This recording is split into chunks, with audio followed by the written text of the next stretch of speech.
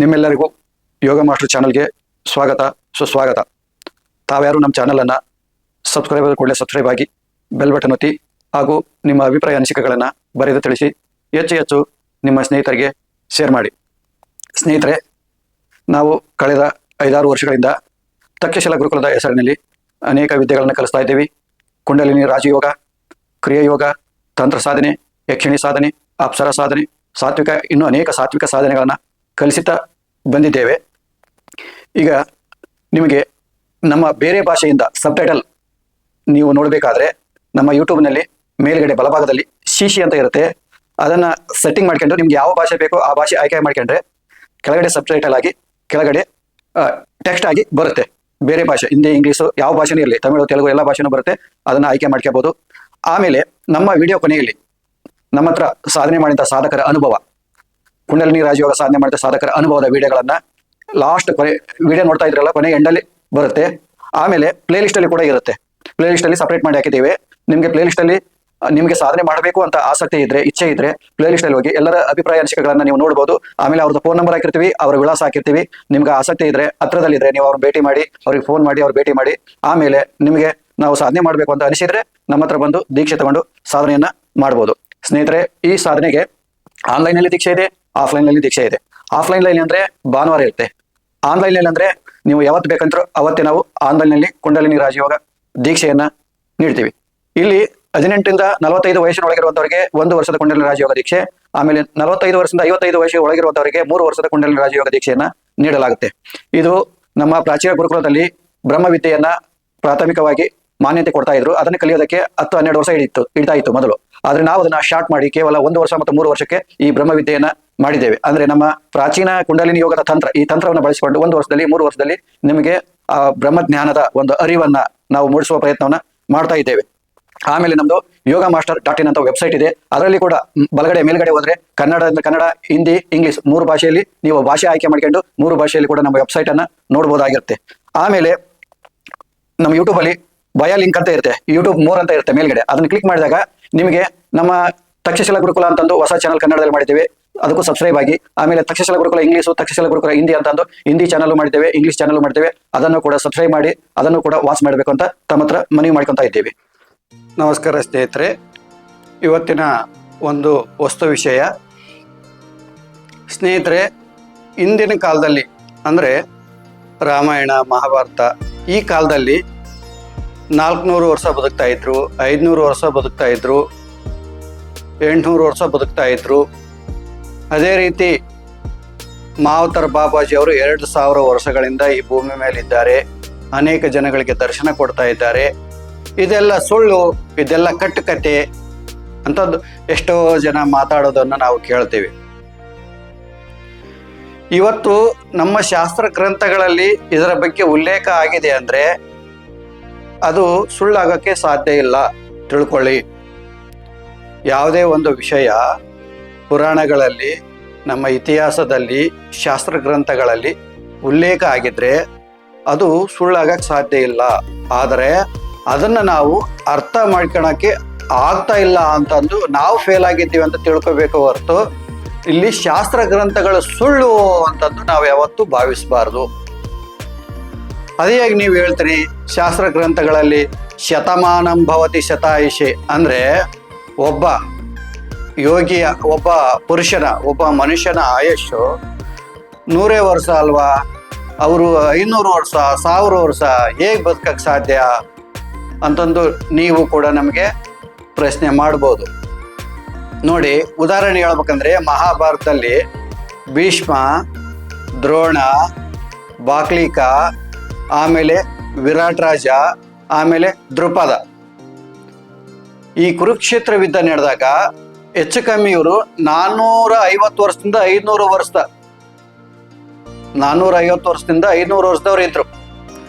ಆ ಟೈಮ್ದಲ್ಲಿ ಅರ್ಜುನ, ಭೀಮ, ಕೃಷ್ಣ ಇವರಿಗೆಲ್ಲ ವಯಸ್ಸು 85, 90, 92 ಈ ಆಸುಪಾಸಿನಲ್ಲಿ ಇವರಿದ್ರು. ನೋಡಿ, ಆ ಸಮಯದಲ್ಲಿ 450 ವರ್ಷ ಆದವರು ಬಿಲ್ಲು ಎತ್ತದೇನೋ, ಗದ ಎತ್ತದೇನೋ, ಚಕ್ರಗಳನ್ನು ಎತ್ತದೇನೋ, ಭಾರವಾದ ವಸ್ತುಗಳನ್ನು ಎತ್ತದೇನೋ, ಅಲ್ವಾ? ನಮಗಿದೆಲ್ಲ ನೋಡಿದಾಗ ತುಂಬಾ ಆಶ್ಚರ್ಯ ಆಗುತ್ತಲ್ವಾ? ಇದು ಸುಳ್ಳು, ಇದು ಕಲ್ಪನೆ ಅಂತ ನೀವು ಹೇಳ್ಬೋದು. ಇದು ಸುಳ್ಳು ಅಲ್ಲ, ಇದು ಕಲ್ಪನೆ ಅಲ್ಲ. ಇಲ್ಲಿ ಒಂದು ಋಷಿಮುನಿಗಳು ಒಂದು ಟೆಕ್ನಿಕ್ ಇದೆ. ಆ ಟೆಕ್ನಿಕ್ ಅನ್ನ ಬಳಸಿ ಅವರು 450 ವರ್ಷ, 500 ವರ್ಷ ಬದುಕಿದ್ರು. ಅದು ಏನಪ್ಪ ಟೆಕ್ನಿಕ್ ಅಂದ್ರೆ, ನೋಡಿ ಸ್ನೇಹಿತರೆ, ಉಸಿರಾಟದ ಮೇಲೆ ನಮ್ಮ ಒಂದು ಆಯುಷ್ಯ ನಿರ್ಮಾಣ ಆಗಿರುತ್ತೆ. ಉಸಿರಾಟದ ಆಧಾರದ ಮೇಲೆ ಯಾರು ನಿಧಾನವಾಗಿ ಉಸಿರಾಟ ಮಾಡ್ತಾನೋ ಅವನು ಬಹಳ ವರ್ಷಗಳ ಕಾಲ ಭೂಮಿ ಮೇಲೆ ಇರ್ತಾನೆ. ಅದಕ್ಕೆ ಉದಾಹರಣೆ ಏನಂದ್ರೆ, ಆನೆ, ಇನ್ನೂ ಕೆಲವು ಪ್ರಾಣಿ ವರ್ಗಗಳು ಉಸಿರಾಟ ನೋಡಿ, ಅವು ತುಂಬಾ ನಿಧಾನವಾಗಿರುತ್ತೆ. ಅವುಗಳು ಎಷ್ಟು ವರ್ಷ ಬದುಕ್ತವೆ? ಆಮೆ ಕನಿಷ್ಠ 350, 400, 300 ವರ್ಷ ಬದುಕ್ತವೆ. ಯಾಕೆ ಅಷ್ಟು ವರ್ಷ ಜಾಸ್ತಿ ಬದುಕ್ತವೆ ಅಂದ್ರೆ, ಉಸಿರಾಟದ ಗತಿ, ಶ್ವಾಸದ ಗತಿ ಅದು ನಿಧಾನವಾಗಿರುತ್ತೆ. ಅದಕ್ಕೋಸ್ಕರ ಆ ಪ್ರಾಣಿಗಳು, ಇನ್ನೂ ಅನೇಕ ಪ್ರಾಣಿಗಳು ಇದ್ದಾವೆ, ಬಹಳ ವರ್ಷಗಳ ಕಾಲ ಬದುಕುವಂತಹ ಪ್ರಾಣಿಗಳು. ಅವು ಹೇಗೆ ಬದುಕ್ತಾವಂದ್ರೆ, ಶ್ವಾಸದ ಗತಿ ನಿಧಾನವಾಗಿರುತ್ತೆ. ಹಾಗಾಗಿ ಅವು 15 ನಿಮಿಷಕ್ಕೊಂದ್ಸಲ, ಅರ್ಧ ಗಂಟೆಗೆ 2 ಸಲ ಹೀಗೆ ಶ್ವಾಸವನ್ನು ತೆಗೆಣೋದು ಬಿಡೋದು ಮಾಡ್ತವೆ. ಹಾಗೆ ಮಾಡಿದಾಗ ಆ ಆಯುಷ್ಯ ಎಂಬುದು ಜಾಸ್ತಿ ಆಗುತ್ತೆ.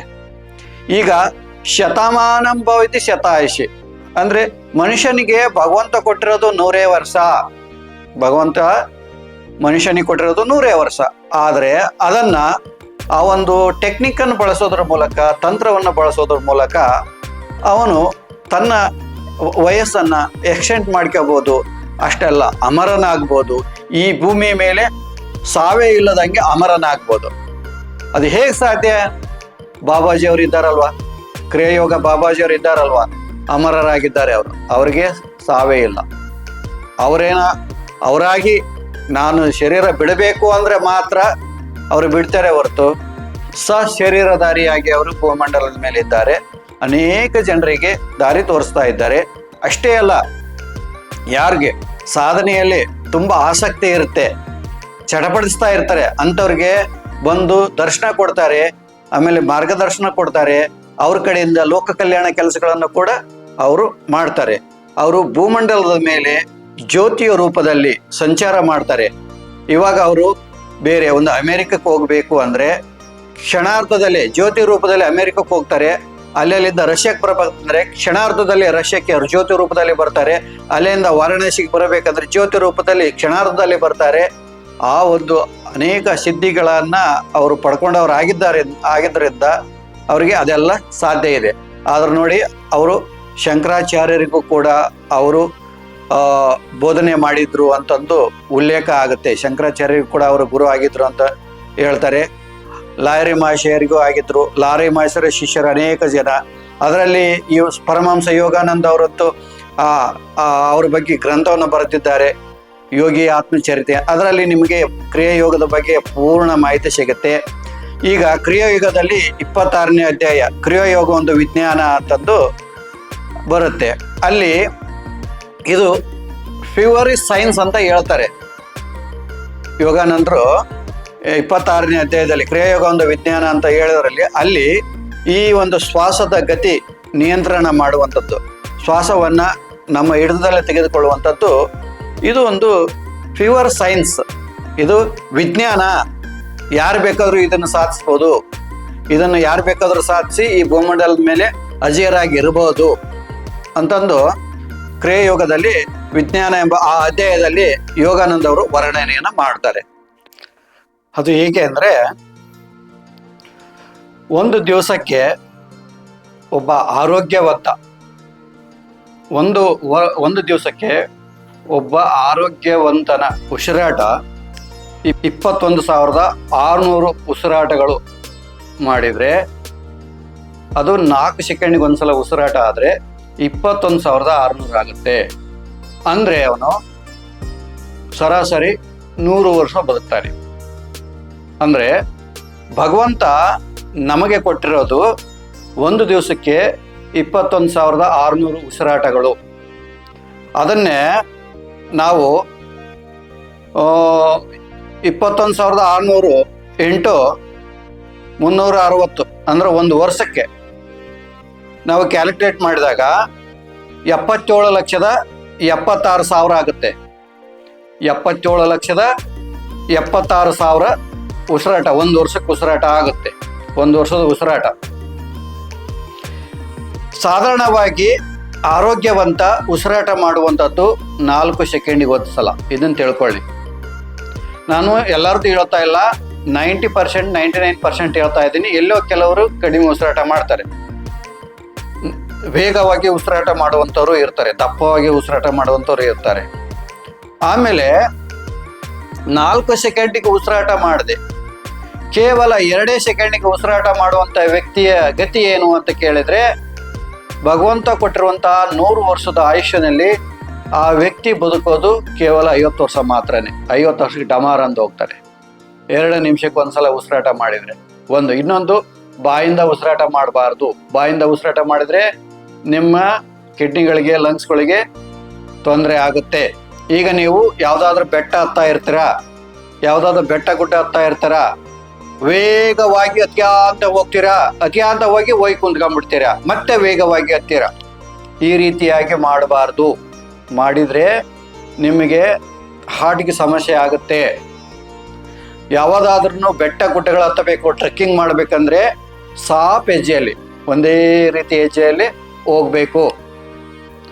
ಅಥವಾ ನೀವು ಲಾಂಗ್ ಜರ್ನಿ, ನಾವು ನಡ್ಕಂತಾನೆ ಹೋಗಬೇಕು. ಲಾಂಗ್ ಜರ್ನಿ ಅಂದರೆ ಬೇಗ ಬೇಗ ಬೇಗ ಹೋಗೋದು, ಅಲ್ಲಿ ಕುಂತ್ಕೊಳ್ಳೋದು, ಮತ್ತೆ ಬೇಗ ಬೇಗ ಹೋಗೋದು. ಆಗ ಮಾಡಬಾರ್ದು. ಒಂದೇ ಸಾಫ್ ಹೆಜ್ಜೆಯಲ್ಲಿ ಹೋದರೆ ನೀವು 20 ಕಿಲೋಮೀಟ್ರ್, 30 ಕಿಲೋಮೀಟ್ರ್, 40 ಕಿಲೋಮೀಟ್ರ್ ಕೂಡ ನಿಮಗೆ ಕ್ರಮಿಸೋ ಸಾಮರ್ಥ್ಯ ಬರುತ್ತೆ.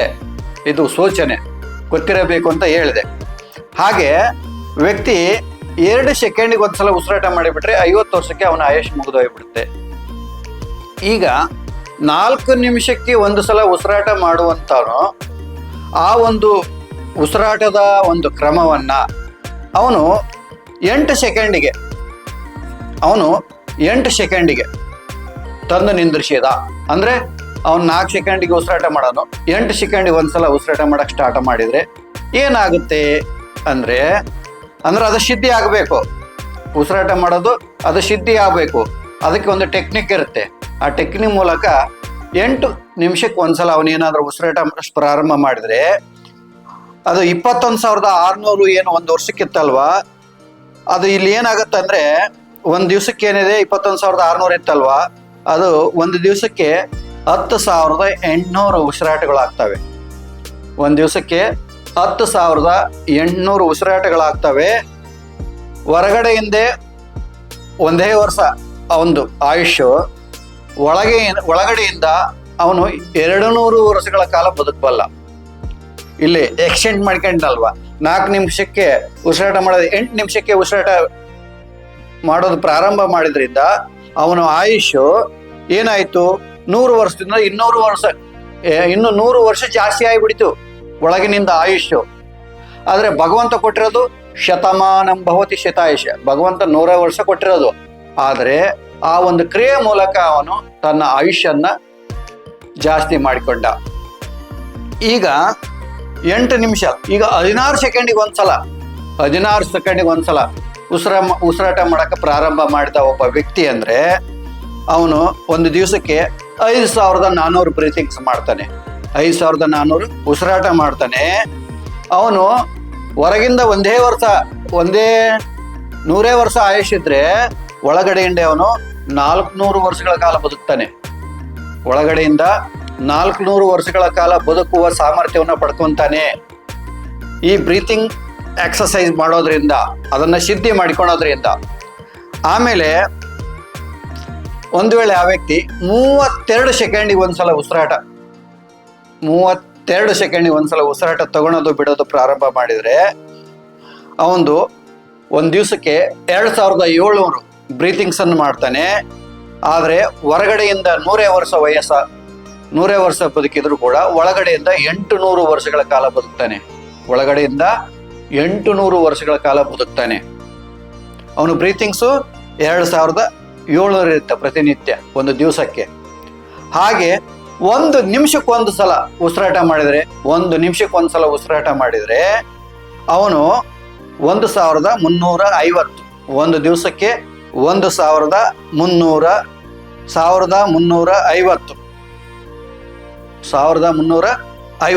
ಬ್ರೀತಿಂಗ್ಸ್ ಮಾಡ್ತಾನೆ. ಅವನು ಹೊರಗಡೆಯಿಂದ 100 ವರ್ಷ ಆಯುಷ್ಯು, ಆದರೆ ಒಳಗಡೆಯಿಂದ ಅವನು 1000 ವರ್ಷ ಬದುಕ್ತಾನೆ. 1000 ವರ್ಷ ಬದುಕ್ತಾನೆ. ನೋಡಿ ಹೇಗೆ ಟೆಕ್ನಿಕ್ಕಿಂದ ನಮ್ಮ ಋಷಿಮುನಿಗಳು ಹಿಂದೆ ಈ ಮಹಾತ್ಮರೆಲ್ಲ 100 ವರ್ಷಗಳು ಬದುಕಿದ್ರು. ಅಂದರೆ ಈ ಒಂದು ಟೆಕ್ನಿಕ್, ಇದಕ್ಕೊಂದು ಟೆಕ್ನಿಕ್ ಇರುತ್ತೆ, ಅದನ್ನು ಹುಡುಕುವ ಪ್ರಯತ್ನ ಮಾಡಬೇಕು. ಹಾಗೆ ಬಾಬಾಜಿಯವರು 2000 ವರ್ಷಗಳ ಭೂಮಿ ಮೇಲೆ ಇದ್ದಾರಲ್ಲ ಅಂದರೆ ಕುಂಭಕ ಮಾಡಿದ್ರೆ, ಅಂದರೆ ಶ್ವಾಸವನ್ನು ತೆಗೆದುಕೊಳ್ಳೋದೂ ಇಲ್ಲ, ಬಿಡುವಾಗಿಯೂ ಇಲ್ಲ, ಶ್ವಾಸ ತಗೊಳಂಗಿಲ್ಲ, ಬಿಡೋದು ಇಲ್ಲ, ಸ್ಟಿಲ್ ಕುಂಭಕ. ಆದರೂ ಅವನು ಜೀವಂತವಾಗಿರಬೇಕು, ಎಲ್ಲ ಆಕ್ಟಿವ್ ಆಗಿರಬೇಕು. ಇದು ಏನಾದರೂ ಸಿದ್ಧಿ ಆಗಿಬಿಟ್ರೆ ಅವನು ಭೂಮಂಡಲದ ಮೇಲೆ, ಈ ಭೂಮಂಡಲ ಇರೋವರೆಗೂ ಕೂಡ ಬದುಕಬಲ್ಲ, ಅಮರನಾಗಬಲ್ಲ, ಅಜೇಯನಾಗಬಲ್ಲ. ಅಂತಹ ಒಂದು ಯೋಗಿಕ್ ಟೆಕ್ನಿಕ್ಕು ಈ ಭೂಮಿ ಮೇಲೆ ಇದೆ.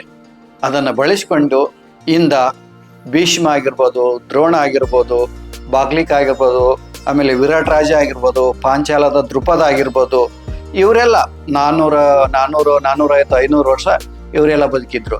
ಇದೇ ಒಂದು ಟೆಕ್ನಿಕನ್ನು ಇಟ್ಕೊಂಡು ಬಾಬಾಜಿಯವರು ಇದೆಲ್ಲ ಸಾಧನೆ ಮಾಡಿ, ಅನೇಕ ತಪಸ್ ಮಾಡಿ ಸಿದ್ಧಿ ಪಡ್ಕೊಂಡು, ಅವರಿಗೆ ಬರೀ ಇದೊಂದೇ ಟೆಕ್ನಿಕ್ ಅಲ್ಲ, ಬೇರೆ ಬೇರೆ ಸಿದ್ಧಿಗಳೆಲ್ಲ ಇದ್ದಾವೆ ಅವ್ರ ಹತ್ರ, ಸಿದ್ಧಿಗಳ ಆಗರ ಅವರು. ಅವೆಲ್ಲ ಸಿದ್ಧಿಗಳು ಪಡ್ಕೊಂಡು ಇವತ್ತು ಅವರು ಭೂಮಂಡಲದ ಮೇಲೆ ಇದ್ದಾರೆ. ಅವರು ದ್ವಾಪರ ಯುಗದ ಕೃಷ್ಣನನ್ನು ಕೂಡ ನಾನು ನೋಡಿದ್ದೀನಿ ಅಂತ ಹೇಳಿದ್ದಾರೆ, ಹೌದಾ? ಆಮೇಲೆ ಶಂಕರಾಚಾರ್ಯರು ಕೂಡ ಅವರು ಗುರುವಾಗಿದ್ದಾರೆ. ಆಮೇಲೆ ಅವರು ಲಾಯರಿ ಮಾಷಿಯರಿಗೂ ದೀಕ್ಷೆ ಕೊಟ್ಟಿದ್ದಾರೆ. ಅಷ್ಟೇ ಅಲ್ಲ, ಅನೇಕ ಜನಕ್ಕೆ ಇವತ್ತು ಅತಿ ಹೆಚ್ಚಾಗಿ ಫೇಮಸ್ ಆಗಿರೋದು ನಮ್ಮ ತಮಿಳುನಾಡಿನ ನಟ ರಜನಿಕಾಂತ್, ಅವರು ಕೂಡ ಅವ್ರನ್ನ ಭೇಟಿಯಾಗಿದ್ದಾರೆ. ಇದೆಲ್ಲ ಸುಳ್ಳಂತ ಅಲ್ಲ, ಇದೆಲ್ಲ ಸತ್ಯ. ಆದರೆ ಯಾವಾಗ ನಂಬ್ತಾನಂದ್ರೆ ಆ ವ್ಯಕ್ತಿಗೆ ಅನುಭವಕ್ಕೆ ಬಂದಾಗ ಆ ವ್ಯಕ್ತಿ ಅದನ್ನು ನಂಬ್ತಾನೆ, ಅನುಭವಕ್ಕೆ ಬರದೇ ಇರೋರು ಅದನ್ನು ನಂಬೋದಿಲ್ಲ. ಆದರೆ ನಮ್ಮ ಶಾಸ್ತ್ರ ಗ್ರಂಥಗಳಲ್ಲಿ ಏನಿದೆ ಅದೆಲ್ಲ ಸತ್ಯ ಇದೆ, ಅದು ಸುಳ್ಳಿಲ್ಲ, ಅದೆಲ್ಲ ಸತ್ಯ ಇದೆ. ಅಂತಹ ಒಂದು ಈ ಆಯುಷ್ಯನ್ನ ಜಾಸ್ತಿ ಮಾಡುವಂತಹ, ಅಮರನಾಗುವಂತಹ, ಅಜೇಯನಾಗುವಂತಹ ಒಂದು ಈ ಕ್ರಿಯೆ ಯೋಗ ವಿಜ್ಞಾನ ಏನಿದೆ, ಇಂಥ ಒಂದು ಸಾಧನೆಯನ್ನು ನಾವು ದೀಕ್ಷೆ ಕೊಟ್ಟು ಕಲಿಸ್ಕೊಡ್ತೀವಿ. ಆಸಕ್ತಿ ಇದ್ದವರು ದೀಕ್ಷೆ ತಗೊಂಡು ಸಾಧನೆ ಮಾಡ್ಬೋದು. ಇದು ಸಿದ್ಧಿ 3 ವರ್ಷ ಆಗ್ಬೋದು, 4 ವರ್ಷ, 5 ವರ್ಷನೂ ಆಗ್ಬೋದು, ಸಮಯ ತೆಗೆದುಕೊಳ್ಳುತ್ತೆ. ಆದರೆ ನಾವು 3 ವರ್ಷದಲ್ಲಿ ಕಲಿಸುವ ಪ್ರಯತ್ನ ಮಾಡ್ತಾ ಇದ್ದೀವಿ. ಇಲ್ಲಿಯೂ ಕೂಡ ಕುಂಡಲಿನಿ ಜಾಗೃತಿ ಆಗುತ್ತೆ. ಆಮೇಲೆ ಅವನಿಗೆ ಆತ್ಮಜ್ಞಾನ, ಬ್ರಹ್ಮವಿದ್ಯೆ, ಬ್ರಹ್ಮಜ್ಞಾನ, ಆತ್ಮಜ್ಞಾನ ಕೂಡ ಆಗುತ್ತೆ. ಇದನ್ನು ಕೂಡ ನಾವು ತಕ್ಷಶಿಲಾ ಗುರುಕುಲ ಅಡಿಯಲ್ಲಿ ದೀಕ್ಷೆಯನ್ನು ನೀಡ್ತೀವಿ. ಇದು ಏನು ಬೆನಿಫಿಟ್ ಆಗುತ್ತೆ ಅಂದರೆ, ಯಾರಿಗೆ ಆಯುಷ್ಯ ಕಡಿಮೆ ಇರುತ್ತೆ ಅಂಥವ್ರು ತಮ್ಮ ಆಯುಷ್ಯವನ್ನು ಜಾಸ್ತಿ ಮಾಡ್ಕೋಬೋದು. ಈ ಕ್ರಿಯಾಯೋಗ ಮಾಡೋದ್ರಿಂದ ಆರೋಗ್ಯ ಉತ್ತಮವಾಗಿರುತ್ತೆ, ಯಾವ ಕಾಯಿಲೆಗಳು ಬರೋದಿಲ್ಲ. ಬ್ರೀತಿಂಗ್ಸನ್ನು ಬೆಳಗ್ಗೆ ಮತ್ತು ಸಂಜೆ 2 ಟೈಮ್ಸ್ ನಾವು ಟೆಕ್ನಿಕ್ ಕೊಟ್ಟಿರ್ತೀವಿ, ಅದನ್ನು ಉಪಯೋಗ ಮಾಡಬೇಕಾಗತ್ತೆ. ಆಮೇಲೆ ಅದರ ಜೊತೆಗೆ ಮಂತ್ರ ಕೊಟ್ಟಿರ್ತೀವಿ, ಆ ಮಂತ್ರ ಜಪ ಮಾಡಬೇಕಾಗುತ್ತೆ. ಆಮೇಲೆ ಅದರ ಜೊತೆಗೆ ಬ್ರಹ್ಮಜ್ಞಾನಕ್ಕಾಗಿ ಪಾರಾಯಣ ಕೊಡ್ತೀವಿ, ಬೆಳಗ್ಗೆ ಸಂಜೆ ಪಾರಾಯಣ ಮಾಡಬೇಕಾಗುತ್ತೆ, ಇದನ್ನು ಮಾಡಬೇಕಾಗುತ್ತೆ. ಆಮೇಲೆ ಬೆಳಗ್ಗೆ ಸಾಧ್ಯವಾದಷ್ಟು 4 ಗಂಟೆ ಇಲ್ಲ 5 ಗಂಟೆಗೆ ಬ್ರಾಹ್ಮಿ ಮುಹೂರ್ತದಲ್ಲಿ ಎದ್ದು ಸಾಧನೆ ಮಾಡಬೇಕಾಗುತ್ತೆ. ಬೆಳಗ್ಗೆ ಸಂಜೆ ಗೋಧೂಳಿ ಮುಹೂರ್ತ 6:30 7:30 8 ಈ ಸಮಯದಲ್ಲಿ ಏಕಾಂತದಲ್ಲಿ ಕುಂತ್ಕೊಂಡು, ಇಲ್ಲ ನಿಮ್ಮ ಮನೆಯಲ್ಲಿ ಒಂದು ಏಕಾಂತ ರೂಮ್ ಮಾಡಿಕೊಂಡು, ಅಲ್ಲಿ ಭಗವಂತನ ಶಿವನ ಫೋಟೋ ಅಥವಾ ದೇವಿಯ ಫೋಟೋ ಅಥವಾ ರಾಮನ ಫೋಟೋ ಅಥವಾ ಕೃಷ್ಣನ ಫೋಟೋ, ನಿಮಗೆ ನಿಮ್ಮ ಯಾರು ಇಷ್ಟ ದೈವದ ಅವರ ಫೋಟೋ ಹಾಕ್ಕೊಂಡು ಒಂದು ಸುಂದರವಾದ ವಾತಾವರಣ ನಿರ್ಮಾಣ ಮಾಡ್ಕೊಳ್ಳಿ. ನಿಮ್ಮ ಮನೆಯಲ್ಲೇ ಒಂದು ಚಿಕ್ಕದಾದ ರೂಮಲ್ಲಿ ನಿರ್ಮಾಣ ಮಾಡ್ಕೊಳ್ಳಿ. ಇಲ್ಲ ಚಿಕ್ಕದಾದ ರೂಮ್ ಇಲ್ಲ, ದೊಡ್ಡದಿದೆ ಅಂದರೆ ಬಟ್ಟೆ ಕರ್ಟನ್ ಹಾಕಿಬಿಟ್ಟು ಯಾರಿಗೂ ನೀವು ಕಾಣದಂಗೆ ಒಂದು ಸಿಸ್ಟಮ್ ಮಾಡ್ಕೊಂಬಿಡಿ, ದೇವಾಲಯ ಥರ ಮಾಡಿಕೊಳ್ಳಿ. ಅಲ್ಲಿ ನೀವು ಹೋಗಿ ಕೂತ್ಕೊಂಡ್ಬಿಟ್ರೆ ಪವಿತ್ರವಾದ ಭಾವನೆ ಬರಬೇಕು. ಅಲ್ಲಿ ಹೋಗಿ ಕೂತ್ಕೊಂಡ್ರೆ ನಿಮಗೆ ಪವಿತ್ರವಾದ ಭಾವನೆ ಬರಬೇಕು. ಅಂತಹ ಒಂದು ಸ್ಥಳವನ್ನು ನೀವು ಮನೆಯಲ್ಲೇ ಮಾಡಿಕೊಂಡು ನಮ್ಮ ಹತ್ರ ದೀಕ್ಷೆ ತಗೊಂಡು, ದೀಕ್ಷೆ ಆನ್ಲೈನ್ನಲ್ಲಿ ಇರುತ್ತೆ, ಆಫ್ಲೈನ್ನಲ್ಲಿ ಇರುತ್ತೆ. ಇದನ್ನು ಬೇಕಾದರೆ 16 ವರ್ಷದಿಂದನೂ ಸಾಧಕರು ದೀಕ್ಷೆ ತಗೋಬೋದು. ಸ್ತ್ರೀಯರಾಗಿರ್ಬೋದು, ಪುರುಷರಾಗಿರ್ಬೋದು. 16 ವರ್ಷದಿಂದನೇ ತಗೋಬೋದು. ಕನಿಷ್ಠ 60 ವರ್ಷದವರೆಗೂ ಕೂಡ ಇದು ಇರುತ್ತೆ. 60 ವರ್ಷದ ಒಳಗೆ 16 ವರ್ಷದ ಮೇಲೆ ಇರುವಂಥವ್ರು ಎಲ್ಲರೂ ಈ ದೀಕ್ಷೆಯನ್ನು ತೆಗೆದುಕೊಂಡು ಸಾಧನೆಯನ್ನು, ಬ್ರಹ್ಮವಿದ್ಯೆಯನ್ನು ಸಾಧನೆ ಮಾಡ್ಬೋದು. ನಾವು ಆತ್ಮವಿದ್ಯೆ, ಬ್ರಹ್ಮವಿದ್ಯೆ ಅಂತ ಏನು ಹೇಳ್ತಾ ಇದ್ದೀವಿ, ಇದು ಪ್ರಾಚೀನ ಗುರುಕುಲ ಶಿಕ್ಷಣ ಪದ್ಧತಿ. ಬ್ರಹ್ಮವಿದ್ಯೆ, ಆತ್ಮವಿದ್ಯೆಯನ್ನು ಏನು ಹಿಂದೆ ನೀಡ್ತಾ ಇದ್ರಲ್ವ, ಆತ್ಮಜ್ಞಾನವನ್ನು, ಆ ಆತ್ಮಜ್ಞಾನವನ್ನು ನಾವು ಕುಂಡಲಿನಿ ಯೋಗ ಮತ್ತು ಕ್ರಿಯಾ ಯೋಗದ ಮೂಲಕ ನಾವೆಲ್ಲರಿಗೂ ಕೊಡ್ತಾ ಇದ್ದೇವೆ. ಕರ್ನಾಟಕ ಮಾತ್ರ ಅಲ್ಲ, ಇಡೀ ಭಾರತಕ್ಕೆ ಮಾತ್ರ ಅಲ್ಲ, ಇಡೀ ಪ್ರಪಂಚಕ್ಕೆ ಈ ಜ್ಞಾನವನ್ನು ನಾವು ಕೊಡ್ತಾ ಇದ್ದೀವಿ. ನಿಮಗೆ ಯಾರಿಗೆ ಆಸಕ್ತಿ ಇದೆ ಅಂಥವರು ನಮ್ಮ ಇಲ್ಲಿ ಡಿಸ್ಪ್ಲೇ ಆಗ್ತಿರೋಂಥ ಫೋನ್ ನಂಬರಿಗೆ ಫೋನ್ ಮಾಡಿ ನಮ್ಮ ಹತ್ರ ಬಂದು ಆನ್ಲೈನಲ್ಲಿ, ಆಪ್ನಲ್ಲಿ ದೀಕ್ಷೆ ತಗೋಬೋದು. ಆಮೇಲೆ ನಾವು ನಿಮ್ಮನ್ನು ವಾಟ್ಸಪ್ ಗ್ರೂಪಲ್ಲಿ ಜಾಯಿನ್ ಮಾಡ್ಕೊಂಡು ನಿರಂತರವಾಗಿ ಮಾರ್ಗದರ್ಶನ ನೀಡ್ತಾ ಇರ್ತೀವಿ. ಇಲ್ಲಿ ನಿಮ್ಮ ಸ್ವಂತ ಬುದ್ಧಿಯನ್ನು ಉಪಯೋಗ ಮಾಡಬಾರ್ದು. ನಾವು ಎಷ್ಟು ಹೇಳ್ತೀವೋ ಅಷ್ಟನ್ನೇ ನೀವು ಮಾಡ್ಕೊಂಡು ಹೋಗ್ಬೇಕು ಅಂತ ಹೇಳ್ತಾ ಇಲ್ಲಿಗೆ ನನ್ನ ವಿಡಿಯೋ ಮುಗಿಸ್ತಾ ಇದ್ದೀನಿ. ನಮಸ್ಕಾರ ಸ್ನೇಹಿತರೆ.